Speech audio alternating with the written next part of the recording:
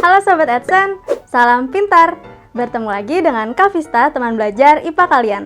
Dalam video kali ini kita akan belajar mengenai indera penglihatan manusia, yaitu bagian-bagian mata. Tonton videonya sampai selesai ya!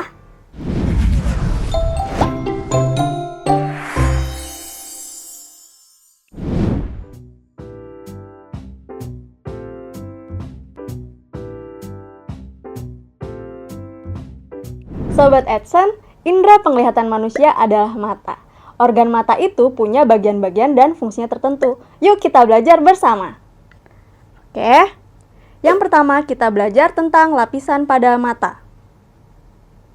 Jadi, mata memiliki bentuk seperti bola. Dilihat ya dari gambar bentuknya seperti bola. Dengan diameter 2,5 cm. Terdapat 3 lapisan dari mata nih. Yang pertama lapisan luar atau sklera yang ada di sini, dan ini membentuk kornea. Oke, ini kornea. Lalu yang kedua lapisan tengah atau lapisan koroid yang membentuk iris. Ini koroid dan membentuk iris. Kemudian yang ketiga lapisan dalam atau retina. Ini retina. Oke. Selanjutnya bagian-bagian mata. Jadi terdapat beberapa bagian dari mata. Yang pertama kornea, lalu ada pupil, iris, lensa, dan juga retina. Kita belajar satu persatu ya. Yang pertama dari kornea. Jadi kornea ini merupakan lapisan yang berwarna bening. Jadi kita lihat ya, lapisan terluar mata itu kan disebut sklera yang membentuk putih mata. Ini sklera yang membentuk putih mata dan bersambung pada bagian depan yang bening yang kita sebut sebagai kornea. Ini kornea yang bening. Nah, kornea ini merupakan bagian mata yang paling luar dan berupa selaput bening yang tipis. Selanjutnya, apa itu fungsi dari kornea? Yang pertama, menerima dan meneruskan cahaya yang masuk pada mata, lalu melindungi bagian dalam mata, dan membantu memfokuskan bayangan pada retina. Jadi difokuskan di retina. Selanjutnya pupil. Jadi setelah cahaya masuk ke dalam kornea, selanjutnya cahaya akan menuju ke pupil. Jadi ke sini ya. Dimana pupil ini merupakan bagian yang berupa celah sempit dan berbentuk lingkaran serta berwarna hitam. Kalau kita lihat di gambar, ini ada celahnya berwarna hitam. Di sini ya. Nah, pupil ini merupakan jalan masuknya cahaya ke dalam mata. Fungsinya apa? Fungsinya adalah mengatur cahaya masuk ke mata. Jadi, mengatur cahaya. Kemudian iris. Pupil dikelilingi oleh iris. Jadi, pupil tadi dikelilingi oleh iris yang merupakan bagian berwarna pada mata. Iris terletak di belakang kornea. Oke, ini iris, ada di belakangnya kornea. Ini kornea, lalu ini iris. Yang membentuk warna pada mata kita ya. Jadi iris adalah bagian mata yang memberi warna mata. Bisa coklat, hitam, atau biru. Coba perhatikan apa warna mata kalian atau warna iris kalian. Kemudian, jumlah cahaya yang masuk ke dalam mata diatur oleh iris. Oke, jadi fungsinya mengatur jumlah cahaya yang masuk ke mata. Selanjutnya, iris tersusun dari otot yang melingkar, sehingga iris ini dapat berkontraksi atau berelaksasi.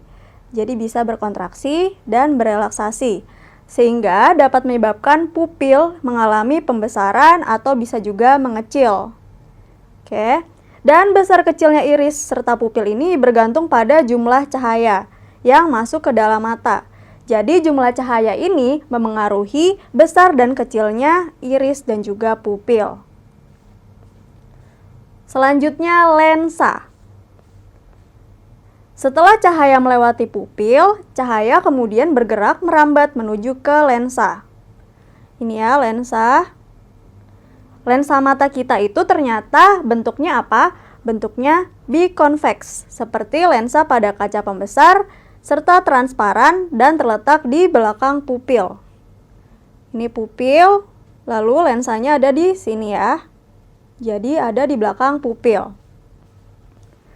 Kemudian, lensa mata ini sifatnya fleksibel. Fleksibel berarti dia tuh berfungsi untuk mengatur pembiasan dari cahaya dan juga pembentukan bayangan di retina. Caranya bagaimana? Dengan cara mengubah bentuk lensa, bisa memipih atau juga bisa mencembung. Dan ini juga pipih atau cembung ini dipengaruhi oleh jarak dari benda. Bisa dekat maupun jauh.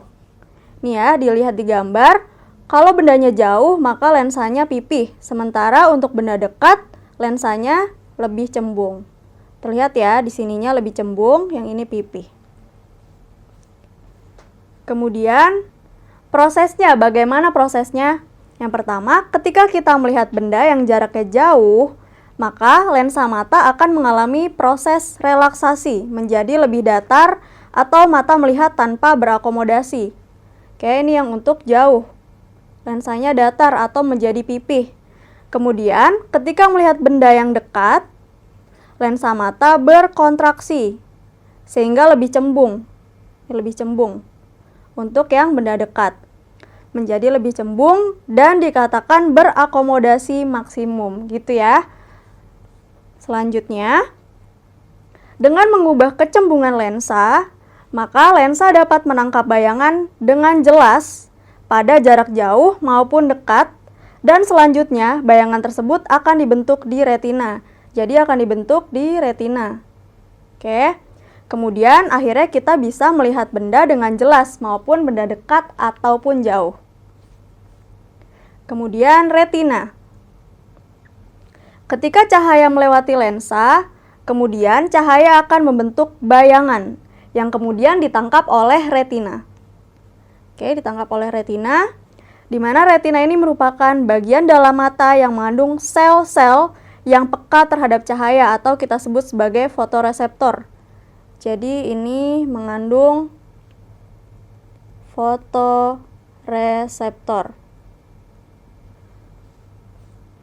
Oke, kemudian retina juga terdiri atas dua macam sel fotoreseptor atau yang peka cahaya. Yang pertama ada sel batang, yang ini, kemudian ada sel kerucut. Fungsinya berbeda ya. Untuk sel kerucut berfungsi saat cahaya terang dan dibutuhkan penglihatan warna. Jadi ini untuk terang